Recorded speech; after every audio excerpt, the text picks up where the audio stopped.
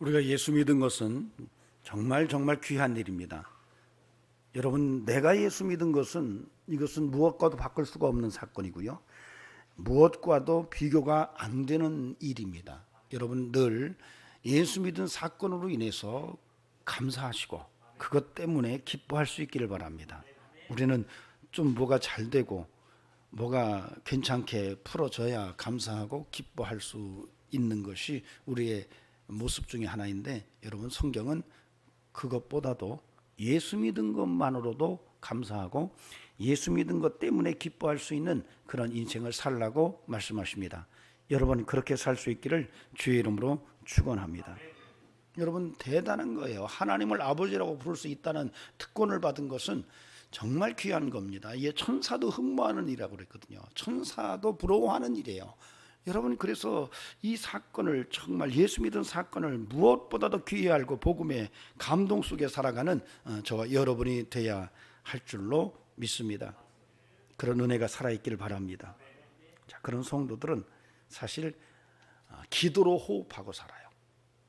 기도로 호흡한다는 말은 기도가 참 중요하다라고 하는 얘기입니다. 기도를 멈춘다는 것이 굉장히 위험하다라고 하는 얘기예요.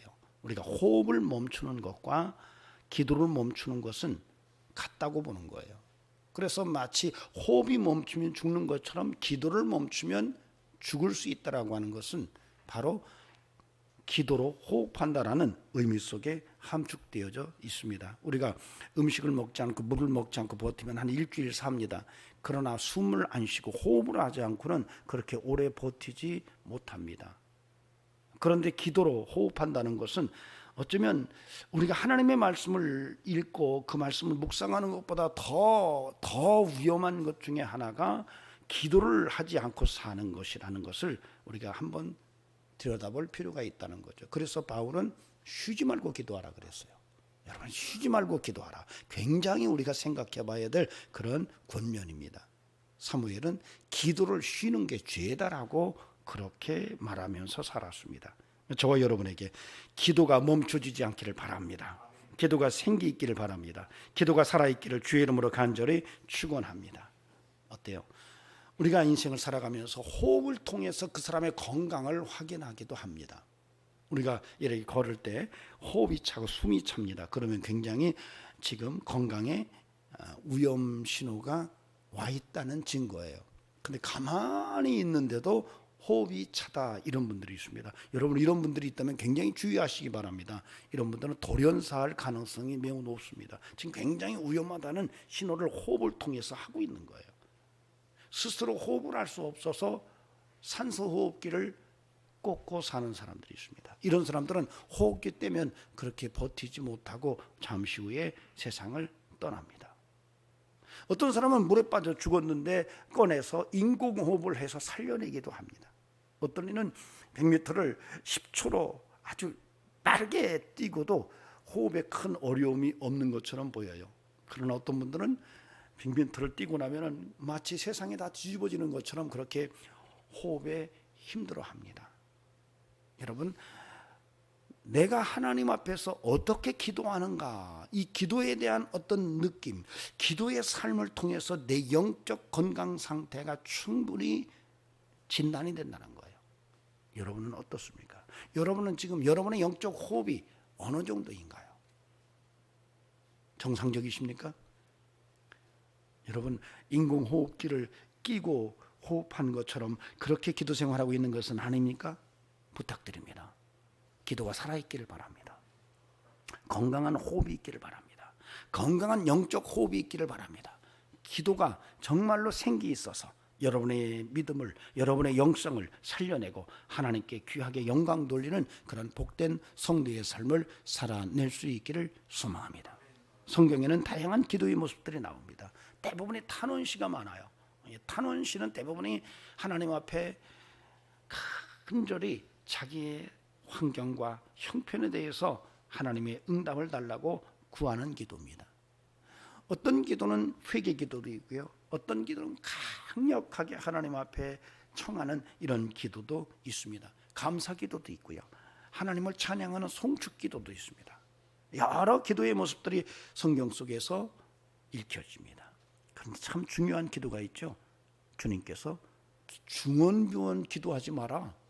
기도할 때 중언부언 기도하지 말고 정말 바르게 기도하라고 가르쳐 주신 기도가 있습니다. 주기도문이죠. 대부분 그리스도인들이 이 주기도문을 암송하고 있습니다. 전 저와 여러분에게 늘 기도가 다양하게 드러나면서 정말 중언부언 기도하지 않는 이런 영성으로 살아내는 은총이 있기를 바랍니다. 그런 성도이기를 주의 이름으로 간절히 축원합니다. 그런데 중요한 것은 기도에는 분명한 기능이 있어요.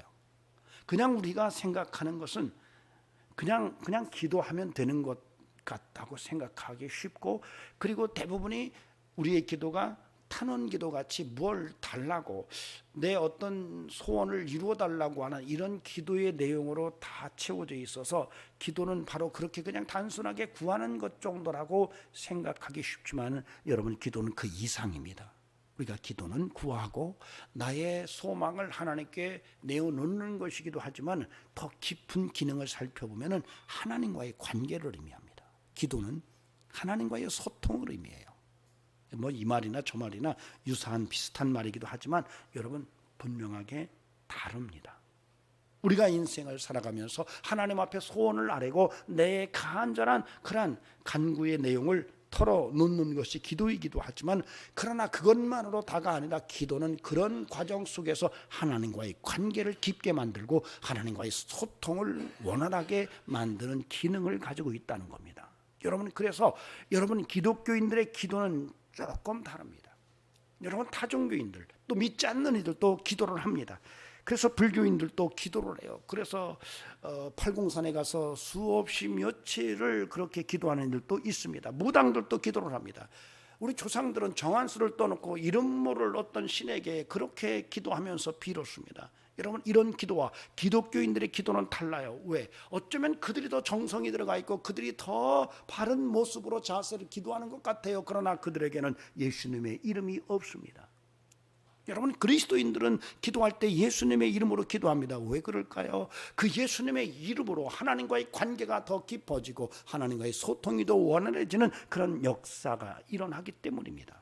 여러분, 그래서 성도는 끊임없이 예수님의 이름을 통해서 간구하고 그 기도를 통해서 하나님과의 관계가 깊어지고 하나님과의 소통이 원활해지는 이런 기능을 경험하는 인생이 되어야 할 겁니다. 여러분의 기도에 이런 은총이 살아있기를 간절히 바랍니다.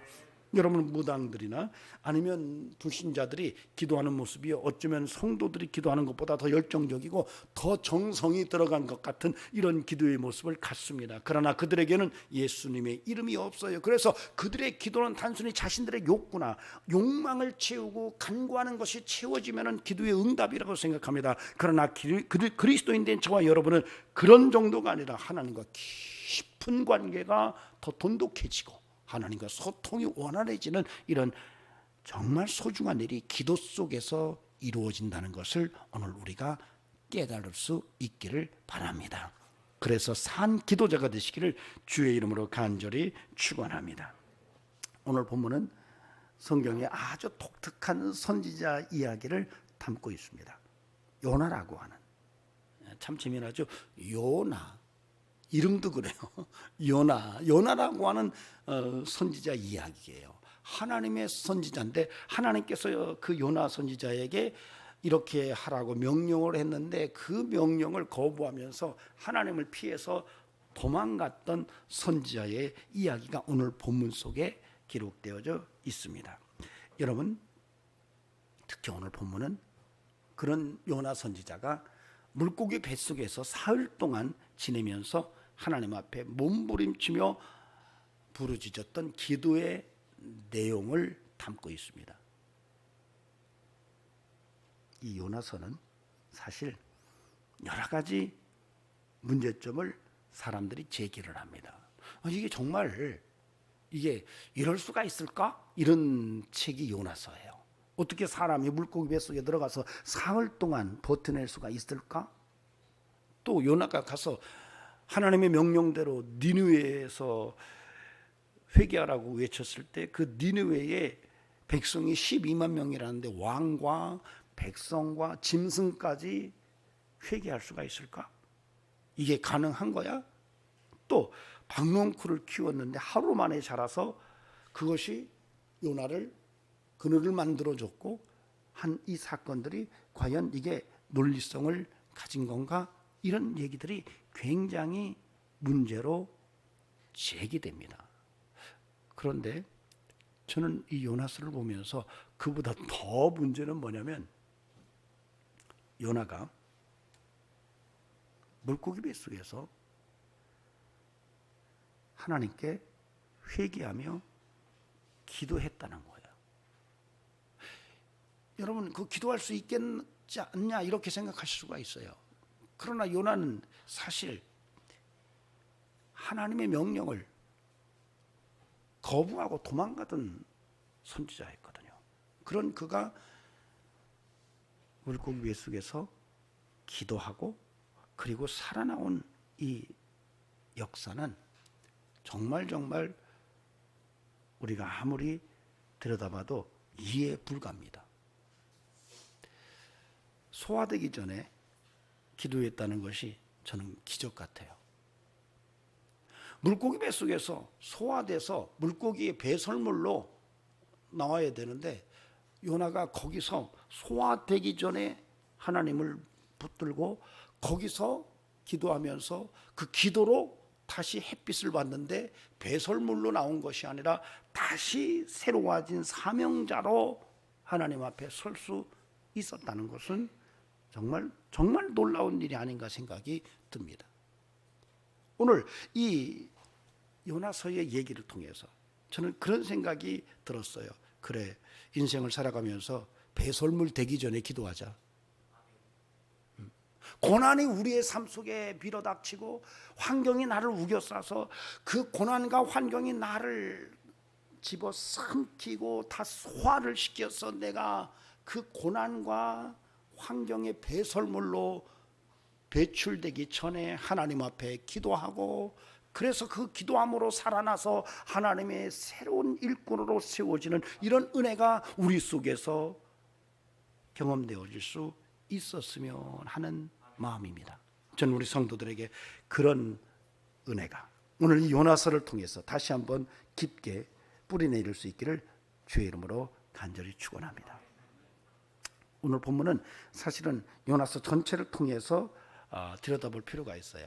오늘 우리가 읽은 이 요나서 1장 17절에서 2장 10절까지는 사실 요나서 전체의 가장 중앙에 있는 그런 구절체 문단입니다.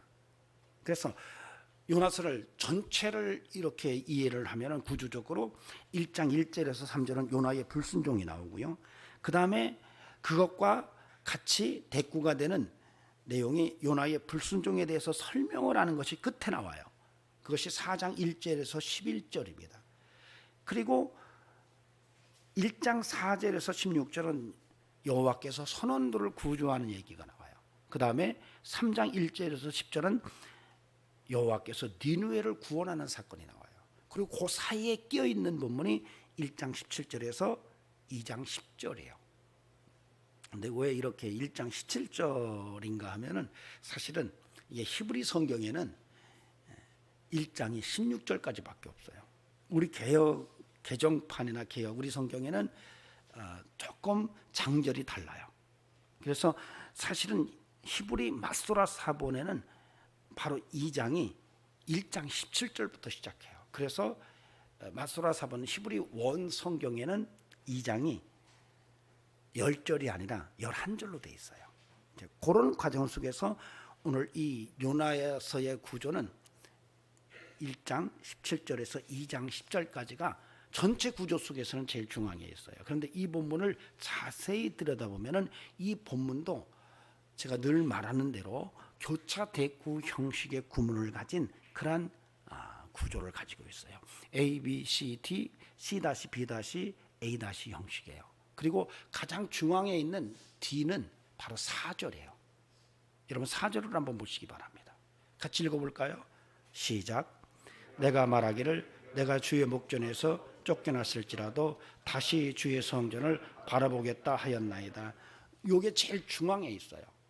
그리고 가장 바깥에 있는 구절체들은 바로 1장 17절과 2장 1절, 그 다음에 2장 10절의 내용이 감싸고 있는데 바로 물고기 얘기를 하고 있어요. 여러분 한번 보시기 바랍니다. 17절부터 2장 1절까지 한번 읽어보도록 하겠습니다. 시작. 여호와께서 이미 큰 물고기를 예비하사 요나를 삼키게 하셨으므로 요나가 밤낮 3일을 물고기 뱃속에 있으니라. 요나가 물고기 뱃속에서 그의 하나님께 기도하여 이르되, 거기 1절까지. 그 다음에 10절을 보세요. 시작. 여호와께서 그 물고기에게 말씀하시되 요나를 육지에 토하니라. 물고기 얘기가 바로 1장 17절과 2장 1절에 있고요. 그 다음에 2장 10절에 있어요. 그래서 물고기 얘기의 앞뒤를 두고 그 안에 그 물고기 뱃속에서 일어난 일들을 쭉 써는 거예요. 그리고 가장 중심에 있는 게 바로 2장 4절입니다. 그래서 이 요나서는 전체적인 구조로 봤을 때에 바로 이 2장 4절이 가진 의미가 굉장히 중요하다고 봐야 됩니다. 이 2장 4절을 축으로 해서 요나서가 이야기가 딱 전개가 돼요. 굉장히 정교한 모습으로 요나서가 기록되어져 있는 것을 우리가 알 수가 있습니다. 자, 이런 구조 속에서 들려오는 하나님의 음성이 있고요. 또 본문의 스토리 속에서 들려오는 하나님의 메시지가 있습니다. 오늘 이런 구조와 그 내용 속에서 하나님의 말씀이 무엇인지를 함께 생각해 보는 시간을 갖도록 하겠습니다. 하나님의 음성이 들려지기를 주의 이름으로 축원합니다. 자, 첫째로 우리가 생각할 것은 구조 속에서 들려오는 바로 하나님의 음성이에요. 바로 4절입니다. 4절이 이 요나서의 전체의 구조뿐만 아니라 오늘 본문의 구조 속에서도 가장 축이 되는 그러한 본문입니다. 여러분 4절을 다시 한번 읽어보도록 하겠습니다. 같이 읽겠습니다. 시작. 내가 말하기를 내가 주의 목전에서 쫓겨났을지라도 다시 주의 성전을 바라보겠나이다 하였나이다. 여러분, 이 본문을 여러분이 읽으면서 왜 이렇게 썼지?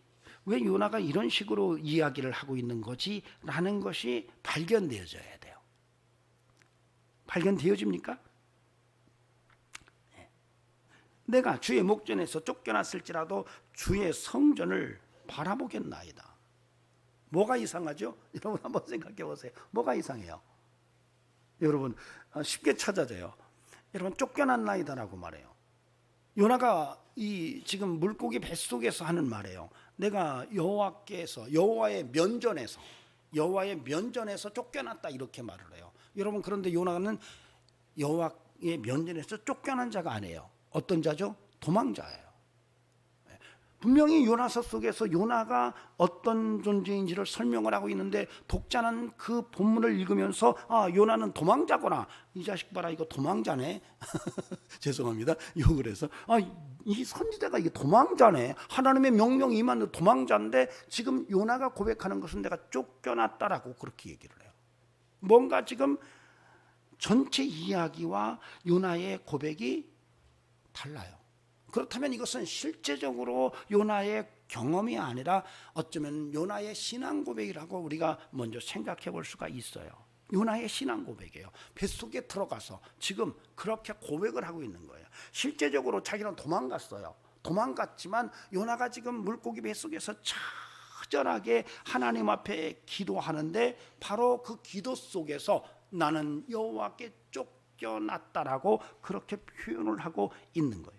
자, 그런데 내가 주의 목전에서 쫓겨났을지라도 라고 할 때에 아니라는 말이에요. 내가라는 말이에요. 아니라는 말이에요. 아니 아마르티 니그라슈티 민네게드 에네카라는 본문이에요. 근데 여기에서 중요하게 말하는 게 나라는 말이 연거푸 나와요. 아까도 말했지만 아니라는 말이 히브리 대명사로 나다 이런 말이에요. 나라는 말, 아니 아노키라는 말이 바로 나라는 말이에요. 근데 이렇게 문장 속에서 히브리 대명사가 나라는 말이 턱 등장할 때는 내가 굉장히 강하게 강조하기 위할 때 이렇게 써요. 나라는 말을 그냥 함부로 쓰지를 않아요. 왜냐하면 히브리어는 동사 자체에 주어가 포함되어져 나와요. 그러니까 여기에서 아니라는 말을 썼다는 것은 내가 이렇게 말해요. 아마르티 내가 말한다 이런 말이에요. 그러니까 나는 내가 말하기를 나는 쫓겨났다고 이 말이에요. 사실은 내가 말하는데 내가 쫓겨났다니까 이런 말이에요. 자, 그런 내용으로 봤을 때 굉장히 내가 강조되면서 내가 쫓겨난 것을 반복적으로 이야기하는데 이것은 실제 경험이 아니라 요나의 신앙 고백이라는 거예요. 요나가 물고기 뱃속에서 깨달은 거예요. 그리고 고백하는 거예요. 내가 말하는데 내가 쫓겨났다니까 이제 다시 하나님을 내가 바라보겠어 이런 말이에요. 사실은 이렇게 표현을 하는데 이것을 좀 설명하면은 내가 이제부터는 하나님이 나를 쫓아내도 내가 다시 하나님 앞에 설 거야 라고 하는 신앙 고백이 이 본문의 내용이에요. 여러분, 이 신앙 고백이 얼마나 요나에게 소중한지 몰라요. 도망갔어요. 요나는 도망자입니다. 하나님이 너 가서 니느웨에 가서 그 백성을 회개시켜 이렇게 얘기했을 때 요나는 그게 싫어서, 왜냐하면 자기하고 안 맞았거든요. 자기는 니느웨 성이 멸망당하기를 원했는데 안 맞았어요. 그러니까 도망갑니다. 그래서 요바로 내려가서 다시스로 가는 배를 탔던 거거든요. 그 배를 타고 도망가다가 물고기 뱃속까지 내려가고 그 안에서 하나님의 앞에서 처절하게 기도하면서 말한 고백이 있거든요. 하나님, 이제는 내가 주님 앞에서 쫓겨나도 이제는 내가 다시 주의 성전을 바라보겠습니다 라고 이야기하는 거예요. 다시 말하면 이제는 나 도망자 되지 않겠습니다. 주님이 나를 모른다고 심지어는 나를 쫓아낸다 할지라도 내가 다시 주님을 붙들겠습니다 라는 고백이에요. 요나의 처절한 고백을 바로 이 4절이 우리에게 보여주고 있습니다. 이 신앙 고백이 오늘 저와 여러분에게도 함께 하기를 바랍니다. 여러분, 저와 여러분도 우리의 신앙 고백에서 요나와 같은 그런 믿음의 고백이 나타날 수 있기를 바랍니다. 하나님이 나를 모른다 해도 내가 하나님을 끊임없이 따라가겠습니다. 오직 하나님만 바라보겠습니다. 오직 주님만 바라보겠습니다. 오직 말씀만 붙들고 살겠습니다 라고 고백하는 내용이 바로 이 4절 속에서 요나의 신앙 고백 속에 읽혀진다는 거예요. 그렇다면 저와 여러분도 동일한 고백이 가능해야 될 줄로 믿습니다. 앞으로 여러분의 인생을 살아가면서 끊임없이 하나님이 여러분을 모른다 한 것 같은 환경이 와도 여러분이 그럼에도 불구하고 나는 오직 하나님만 붙들고 살겠다고 고백하는 이런 믿음의 결단이 여러분에게서 터져나올 수 있기를 바랍니다. 오늘날 참 신앙생활이 약합니다. 지금 우리의 영적 상태를 보면 신앙생활이 굉장히 자기중심적이에요. 요나가 물고기 뱃속에 들어가기 전에 보였던 모습과 별반 다르지가 않아요. 내 생각과 하나님의 생각이 다르면 하나님 비껴요. 내 감정대로 하나님이 내 뜻을 들어주지 않으면 하나님을 피해요. 그 하나님은 내가 원할 때에 언제든지 나타나서 나를 도와주고 마치 알리바바에 나오는 그 지니 같은 모습으로 항상 내가 부를 때마다 나타나서 내 소원을 들어주는 하나님 정도로 생각해요. 요나가 그랬어요.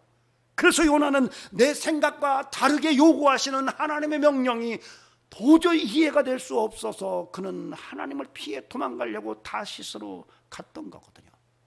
그러던 그가 물고기 뱃속에서 하나님의 실체를 바라봐요. 기도하고 회개하면서, 그리고 그때 외친 말이 하나님, 이제 내가 말합니다. 내가 말하건대 내가 하나님 앞에 쫓겨난다 할지라도 내가 여전히 하나님을 다시 붙들고 하나님의 성전을 바라보겠다고 이야기를 하고 있다는 것입니다. 여러분, 우리가 이런 믿음으로 견고해질 수 있기를 간절히 바랍니다. 우리의 믿음은 오직 예수로 사는 믿음이고 오직 하나님을 붙들고 사는 믿음이어야 할 것입니다. 여러분, 우리가 인생을 살아가면서 내 감정이 하나님을 향한 믿음을 넘어섭니다. 내 생각이 하나님의 말씀보다 앞서갑니다. 내가 믿음 생활을 한다고 말하지만은 내 행복이 하나님의 사역보다 더 우선되는 시대를 우리가 지금 믿음의 삶을 산다고 하면서 살아가고 있습니다. 어쩌면 요나의 모습과 다르지 않아요. 내 감정이 하나님보다 앞서고 내 행복이 하나님보다 앞서고 정말로 내 생각이 하나님보다 앞서는 현실이 오늘 저와 여러분이 사는 영적 현주소라는 거예요. 오늘 이 요나가 물고기 뱃속에서 다시 한번 고백했던 것처럼 우리의 신앙 고백도 하나님, 이제 하나님만 붙들고 살겠습니다. 모든 건 내려놓고 하나님만 붙들고 살겠다고 하나님이 답이라고 고백하는 이런 은총을 마음속에 품고 살 수 있기를 바랍니다. 우리는 요셉을 기억합니다. 여러분, 형들에게 인신매매돼서 애굽의 노예로 팔려갑니다. 말할 수 없는 역경과 시련이 있었을 거예요. 그러나 그가 거기서 잘 이겨냅니다. 하나님이 도우셨어요. 그렇게 계속 도와주셨으면 다행인데 갑작스럽게 누명을 쓰고 감옥에 들어가고 거기서도 뭔가 희망이 보이는 듯 했지만은 결국 희망을 찾지 못하고 그 감옥 속에서 힘겹게 삶을 투쟁적으로 살아갈 때 어쩌면 우리 같으면 아마 그때 낙심했을 수도 있어요. 하나님을 놓았을 수도 있어요. 그러나 끝까지 하나님을 붙들고 씨름을 하면서 요셉이 하나님 앞에 다시 세워지는 모습을 우리는 요셉의 생애를 통해서 읽을 수가 있습니다. 요셉은 나중에 그 하나님으로 인해서 인생의 놀라운 반전을 경험합니다. 가족들을 다시 만나고 그가 어릴 적 꿈을 꾸었던 그 꿈이 현실 속에서 경험되어지는 놀라운 인생을 삽니다. 여러분, 하나님이 구원자이십니다. 하나님이 우리의 답입니다. 끊임없이 우리는 인생을 살아가면서 어떠한 환경과 어떤 형편 속에서도 내 감정과 내 생각과 내 행복보다 하나님의 말씀, 하나님의 뜻대로 살고자 하는 뜨거운 마음이 있을 때에 그 전능하신 창조주 하나님이 우리의 인생을 새롭게 하시며 우리의 인생을 정말로 쓰시는 그런 삶으로 이끌어 내실 것을 믿으시기 바랍니다. 우리가 또한 오늘 본문을 통해서 들을 수 있는 하나님의 메시지는 오늘 본문 1장 17절에서 2장 1절 그리고 2장 10절에 있는 물고기와 관계된 본문을 통해서 들을 수가 있습니다. 이 본문은 A와 A-에 해당하는 그런 구절체들입니다. 본문 가장 바깥에 있는 포장지 같은 본문에 해당합니다. 그 내용을 제가 읽어드리면 여호와께서 이미 큰 물고기를 예비하사 요나를 삼키게 하셨으므로 요나가 밤낮 3일을 물고기 뱃속에 있으니라. 요나가 물고기 뱃속에서 그의 하나님 여호와께 기도하여 여호와께서 그 물고기에게 말씀하시매 요나를 육지에 토하니라. 이게 이제 1장 17절과 1절까지 그리고 2장 10절까지의 내용, 이 내용 속에서 읽혀지는 굉장히 중요한 메시지를 우리가 들을 수 있어야 됩니다. 여러분, 요나는 아까도 말했지만은 하나님의 명령을 받고 명령대로 살지를 않았어요. 내가 생각할 때는 니느웨는 망해야 되거든요. 그래서 도망갑니다. 다시스로 도망가는데 하나님이 계속 추적해 오세요. 결국 풍랑을 만나고 거기서 요나는 바다에 던져져요. 그리고 물고기 뱃속에 들어갑니다. 거기서 회개하고 하나님이 물고기에게 명령하셔서 요나가 다시 세상으로 나와요. 물고기 똥이 안 된 게 얼마나 당연인지 몰라요. 소화됐더라면 물고기 똥으로 나왔을 텐데 여러분, 물고기 똥으로 나온 게 아니라 새로운 사명자로 다시 나옵니다. 이 본문 속에서 물고기 뱃속에서의 의미를 우리가 들여다볼 필요가 있습니다. 여러분, 요나는 물고기 뱃속에서 엄청난 회개를 합니다. 그런 내용들이 오늘 A와 A-를 뺀 2장 2절부터 2장 9절까지의 내용 속에서 상세히 요나가 기도 속에서 말을 해놨어요. 그 내용을 여러분이 한번 보시면 요나가 이렇게 말합니다. 스오르 뱃속에서 고난으로 말미암아 여호와께 부르짖었더니 여호와께서 내 음성을 듣고 대답하셨다. 깊음 속에 내 삶이 깊은 바다 속에 있었고 던져졌고 큰 물이 나를 둘렀고 파도와 큰 물결이 내 위에 넘쳤다. 이렇게 이야기를 합니다. 그러나 그때 내가 주의 목전에서 죽게 쫓겨났을지라도 다시 주의 성전을 바라보겠다라고 고백을 합니다. 바다풀이 내 머리를 감쌌고 내가 얼마나 깊이 내려갔는지 산의 뿌리까지 내려갔었다라고 이야기를 하면서 마지막에 그가 하는 말은 구원은 여호와께 있다라고 분명히 이야기를 합니다. 그러니까 요나는 요나 물고기 뱃속에서 엄청난 기도를 통해서 완전히 변화의 삶이 드러나요. 여러분, 이런 본문을 통해서 우리가 가장 아주 민감하게 읽을 수 있는 메시지는요, 여러분 고난 중에 기도하라는 말이에요. 여러분이 고난 중에 기도하는 은혜가 있기를 바랍니다. 구원은 여호와께 속했다고 분명히 말을 하는데 그렇게 구원이 여호와께 속했다고 말할 수 있었던 것은 요나는 믿었어요. 그 고난 속에서 나를 구원하실 분은 하나님이라는 것을 믿었어요.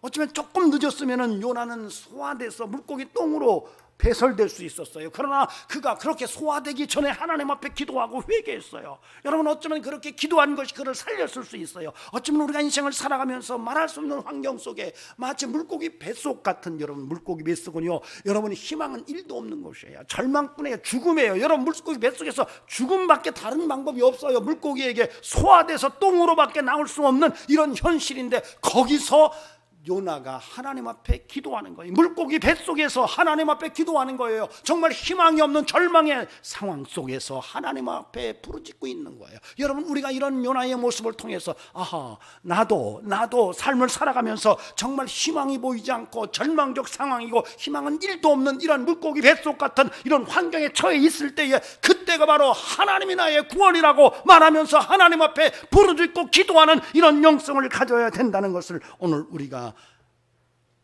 이 요나의 경험 속에서 들을 수 있어야 돼요. 여러분, 삶은 그렇게 우리에게 녹록하지 않습니다. 정말 인생에 어려움이 없는 인생은 아마 그 누구도 없을 것입니다. 어쩌면 산다는 자체가 어려움과 고난과 역경의 연속이라고 볼 수 있어요. 여러분, 이런데 이보다 더 심각한 물고기 뱃속 같은 이런 처참한 절망적 상황에 우리가 처해 있을 때에 내가 그런 상황 속에서 내가 그리스도인으로서 하나님을 아버지라고 부르는 성도로서 예수 믿는 그리스도인으로서 어떻게 살아가야 되는가, 그때가 바로 내가 하나님 앞에 무릎을 꿇고 하나님 앞에 부르짖을 때라는 사실을 오늘 이 요나서를 통해서 읽을 수 있어야 된다는 것입니다. 저는 우리에게 그런 믿음의 기도가 있기를 주님의 이름으로 간절히 축원합니다.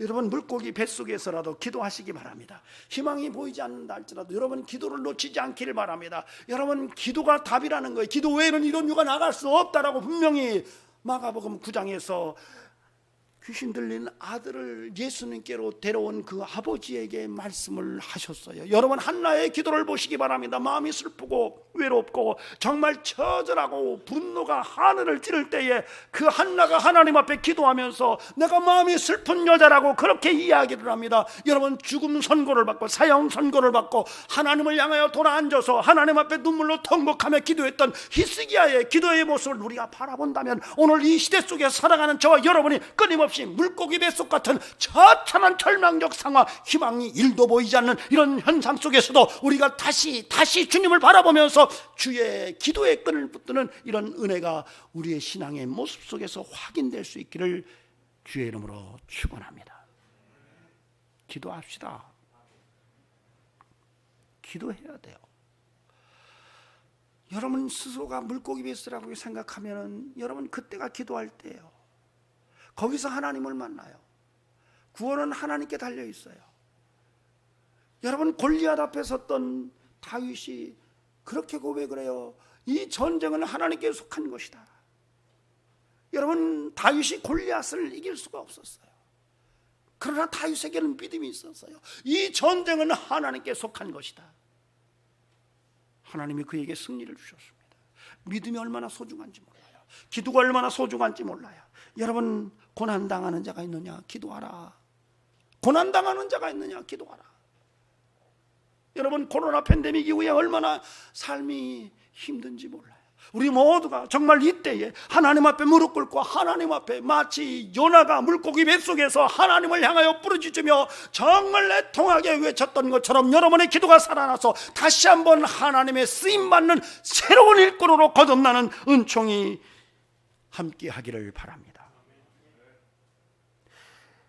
마지막으로는 이 요나서 전체 속에서 읽혀지는 하나님의 메시지를 우리가 들여다볼 필요가 있습니다.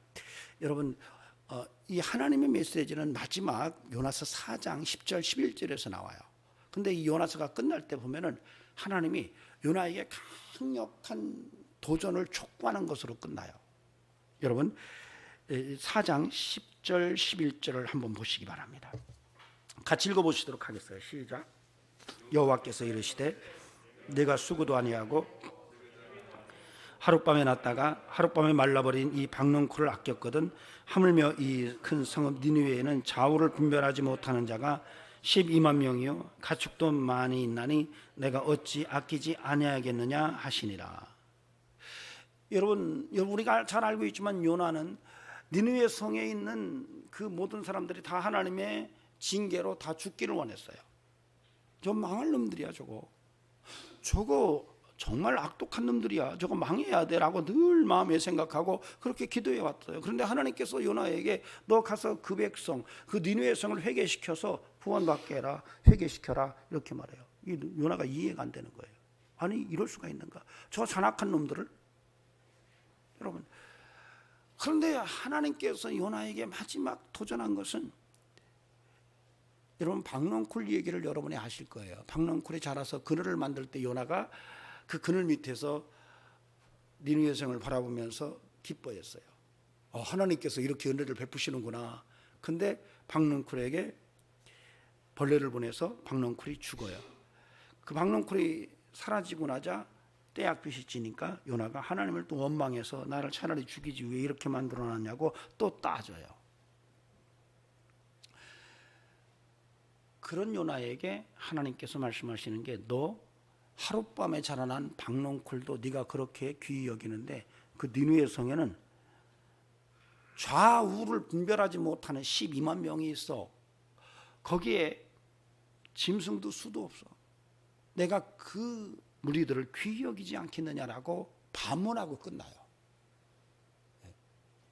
너 어떻게 생각해? 여러분, 여기서 우리가 생각할 것은, 이 요나서를 처음 읽은 독자들은 누구였을까?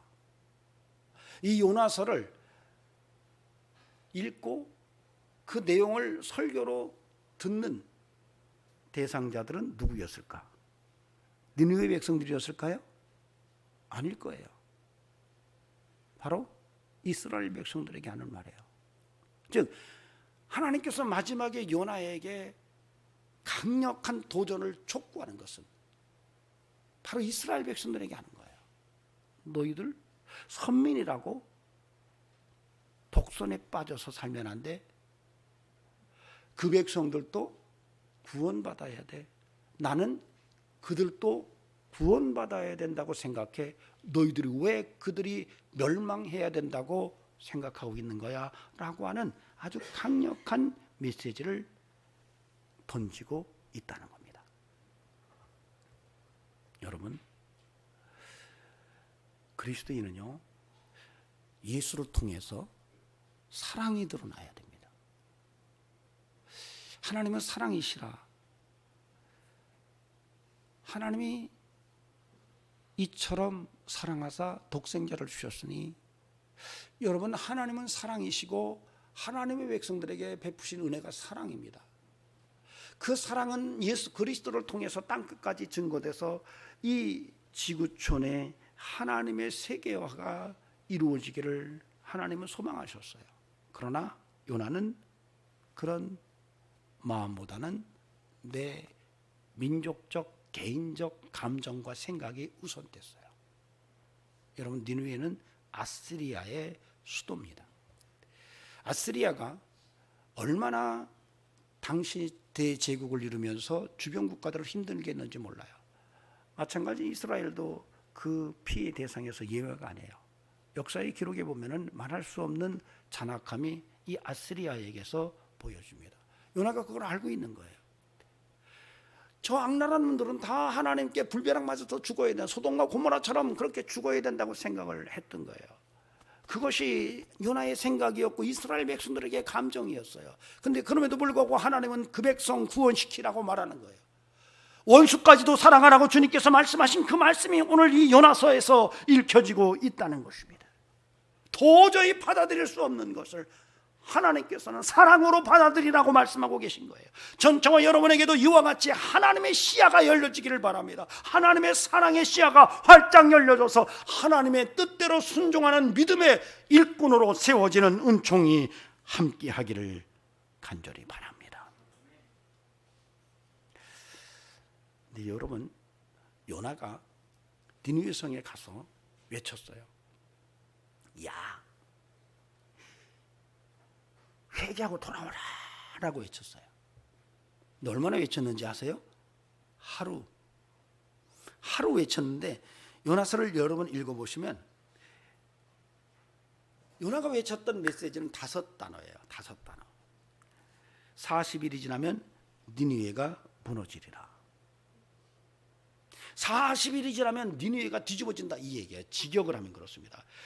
야, 너희들 정신 차려, 이런 말 때문에 40일이 지나면 니느웨가 뒤집어진다고 하루 종일 니느웨 성을 다니면서 외쳤는데, 여러분, 진짜 뒤집어졌어요. 니느웨 성이 뒤집어졌어요. 그 안에 있는 영혼들이 뒤집어졌어요.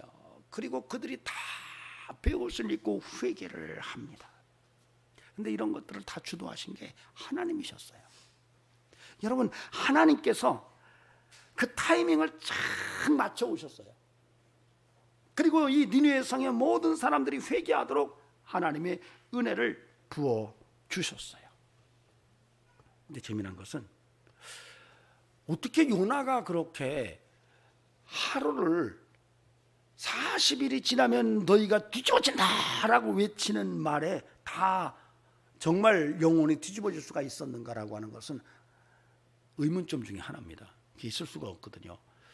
그래서 많은 사람들이 요나서의 문제를 제기할 때 바로 그것을 지적을 해요. 그런데 참 흥미로운 게 있어요.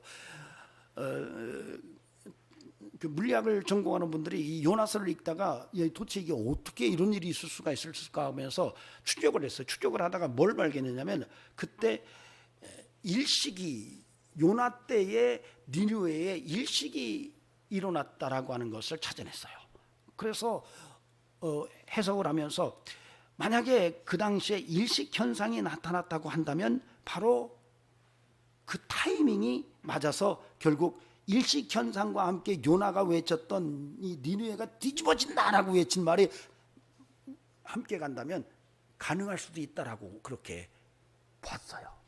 그런 얘기가 나오니까 야, 그런 법이 어딨냐 이렇게 또 주장하는 사람들이 있었지만은, 여러분 놀랍게도 고고학적 발견에 의해서 이 니느웨는 아스리아의 수도입니다. 근데 아스리아의 전통 속에 어떤 기록들이 남아있냐면, 아스리아는 왕이 나라를 통치하다가 일식이나 월식이 나타나기 시작하면 한 100일 정도를 퇴위를 합니다.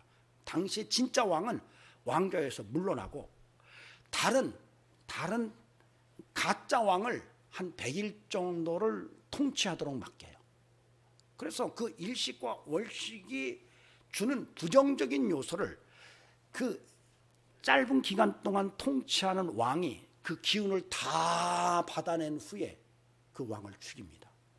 이게 아스리아의 통치법 중에 기록으로 남아있어요. 여러분, 그렇다면 일식이 그때 니느웨에 예고되었고 요나가 40일 후에 뒤집어진다라고 말했을 때 요 일식과 이 40일이 지나는 날과 이게 딱 맞아 떨어진다면 그 니느웨 성의 모든 이들이 그것을 듣고 나서 배울 수 있고 회개할 수 있는 충분한 여력이 증명된다는 것이죠. 이렇게 주장하신 분이 하나님이세요. 이런 타이밍을 맞추시는 분이 하나님이세요. 그래서 여러분 인생을 살아가면서 하나님의 타이밍에, 여러분의 인생의 타이밍을 맞출 수 있는 이런 믿음의 지혜가 필요하다는 것을 오늘 우리가 알아야 됩니다. 여러분 하나님의 타이밍을 여러분 눈여겨보세요. 하나님의 시간의 타이밍이 여러분에게 맞아 떨어져야 돼요. 여러분이 아무리 애쓰고 힘쓰고 노력을 해도 하나님의 타이밍이 아니면 여러분 그 일이 성사될 수가 없다는 사실, 오늘 우리는 분명하게 깨닫고 하나님의 시계에, 하나님의 시간 타이밍에 여러분의 인생의 초점을 맞춰 나갈 수 있는 이런 영적인 지혜가 함께 할 수 있기를 간절히 바랍니다. 근데 중요한 것은 물고기 뱃속이라는 이해 인식이 조금 달라져야 돼요. 여러분 이 물고기, 오늘 17절에서 하나님께서 큰 물고기를 예비하셔요. 이게 큰 물고기라는 말은요, 다그 가돌이라는 말입니다. 가돌이라는 말은 크다라는 말이거든요. 다그라는 물고기, 다그 가돌, 큰 물고기라고 그렇게 표현을 했어요. 그런데 이것이 다시 사흘 동안 주야로 물고기 뱃속이라는 말 할 때 비메 다그라고 표현을 해요. 비메 다그. 비메라는 것은 창자, 이런 내장 이런 뜻이거든요. 이게 물고기 배라고 그렇게 썼어요. 근데 이게 2장 1절로 넘어오면은 이게 조금 달라져요. 어떻게 달라지냐면 이 다그라는 말 자체가 1장 17절에서는 이게 남성형이에요. 근데 2장 1절로 넘어오면 이게 다가라고 나와요. 다가라고, 여성 어미가 붙어서 다가라고 나와요. 비매의 다가 이렇게 나와요. 이러면은 여성 물고기의 내장이라고 그렇게 해석이 돼야 돼요.